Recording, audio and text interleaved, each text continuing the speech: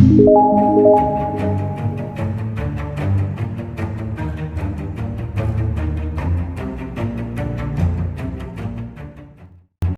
अपने विवाह, अपने लव मैरिज, अपने इंटरकास्ट मैरिज से संबंधित समस्या है, अगर आपको संतान से संबंधित समस्या है तो ये वीडियो आप अंत तक देखिए, क्योंकि यहाँ पे आज मैं बताऊँगा आपको शुक्रदेव का गोचर। और शुक्रदेव का गोचर जो होता है ये आपके विवाह, आपका लव अफेयर, आपका इंटीमेटेड सीन, ये सब कुछ बताता है।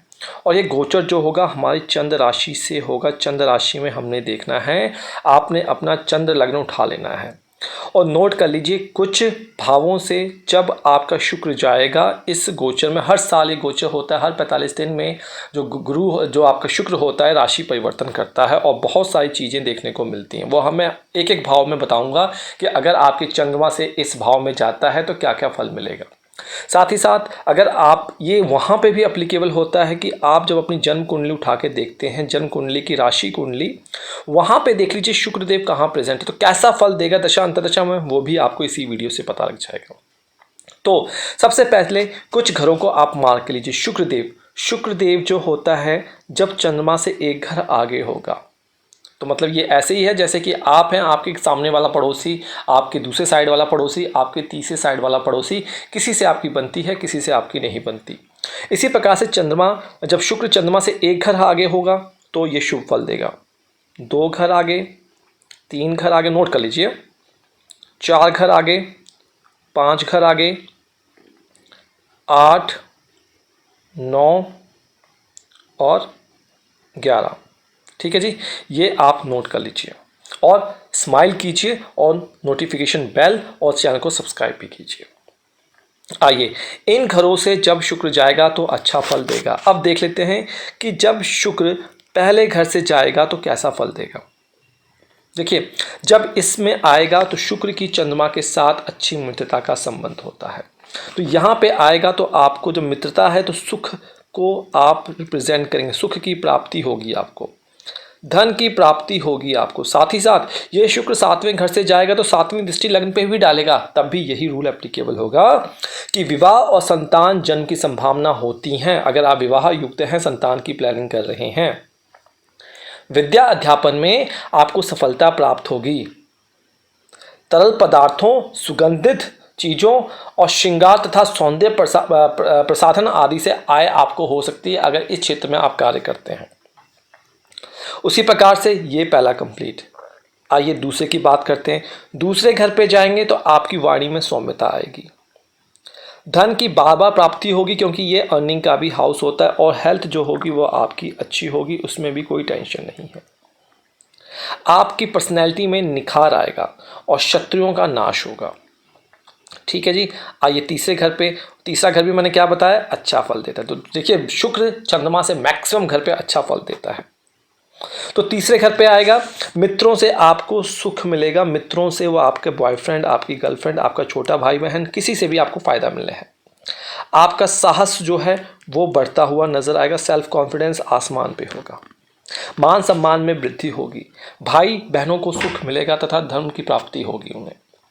आइए चौथे घर की बात कर लेते हैं। चौथे घर में भी देखिए शुभ प्रभाव होता है। क्या क्या है तो मनोकामनाएं, इच्छाएं, घर, मतलब अगर आपकी कोई विश है तो वो आपकी घर से रिलेटेड पूरी होंगी। वाहन खरीदना चाहते हैं, बेस्ट टाइम ये आपको दे डालेगा वाहन खरीदने का। संबंधियों से आपको सहायता यहाँ पे मिलेगी। आइए पंचम भाव में देखिए फिर से अच्छा प्रभाव दे रहा है, तो 1 2 3 4 5 सीधे सीधे आपको अच्छा प्रभाव दे रहा है। तो 5वें घर में जाएगा, आपका रोमांस जो होगा बहुत अच्छा होगा। और अगर आप लव अफेयर में पढ़ना चाहते हैं, बहुत बढ़िया। अगर आप ऑनलाइन डेटिंग वेबसाइट पर स्क्रॉल कर रहे हैं, लड़कियां या लड़के ढूंढ रहे हैं, तो आपको कोई ना कोई अच्छा मिल जाएगा।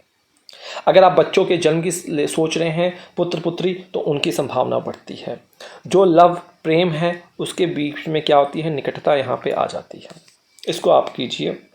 तो अगर आप कोई डिपार्टमेंट की एग्जामिनेशन दे रहे हैं, मान लीजिए आप रेलवे में हैं, आप डिफेंस में हैं, या फिर आप किसी मल्टीनेशनल कंपनी में कोई भी डिपार्टमेंटल एग्ज़ाम दे रहे हैं, तो वहाँ पे भी आपको सफलता मिल जाएगी। तो डिपार्टमेंटल एग्ज़ाम में भी आपको सफलता यहाँ पे मिलती है।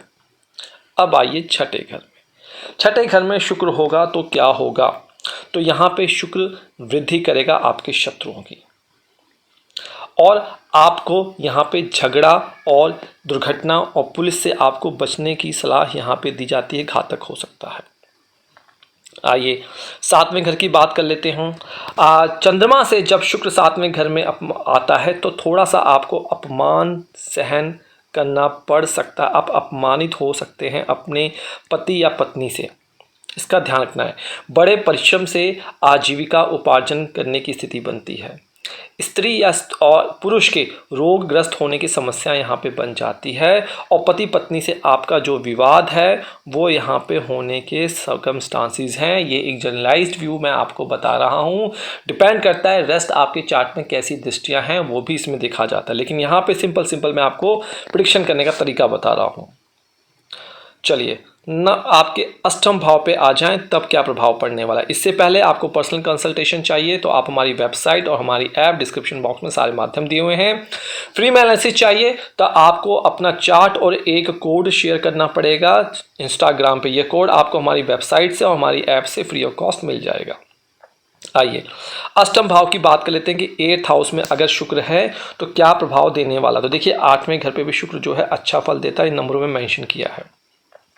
तो यहाँ पे ससुराल से इन लॉज से आपको प्रॉफिट होता हुआ दिखेगा। विद्या में आप रुचि दिखाएंगे, विद्या में सेक्टर में आप आगे कर सकते हैं, आगे बढ़ सकते हैं। समस्त कष्ट आपके दूर होते हुए आपको दिखेंगे। आइए नवम भाव में भी देखिए अच्छा फल देता, क्या बात है।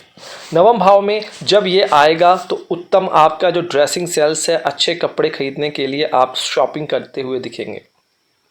शरीर स्वस्थ रहेगा, आशा से अधिक आप धन अर्जित करेंगे। भाइयों में सहायता तथा स्नेह आपको मिलता हुआ यहाँ पे दिखेगा। आइए 10वें भाव पे जाता है तो शरीर में पीड़ा रहती है।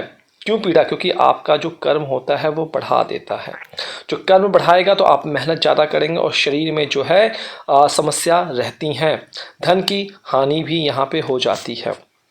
कार्यों में सफलता मिलती है लेकिन मेहनत करने के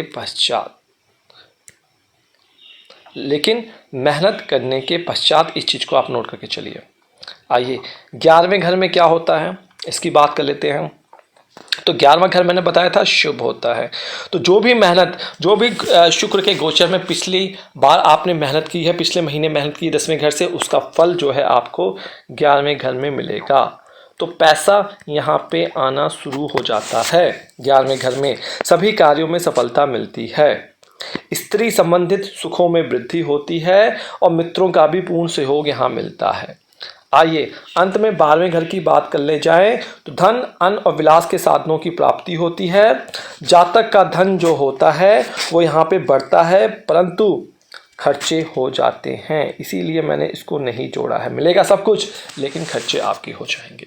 तो यह था आपके 12 घर में शुक्र का गोचर चंद्रमा से या फिर आपकी जन्म राशि कुंडली में शुक्र अगर इन भावों में बैठे हैं तो अपनी दशा अंतदशा में यह शुभ फल आपको देंगे। आशा करता हूँ वीडियो आपको पसंद आई होगी। इसी के साथ स्माइल कीजिए और अत्यधिक से अत्यधिक लोगों के साथ वीडियो जरूर शेयर कीजिए। नमस्कार।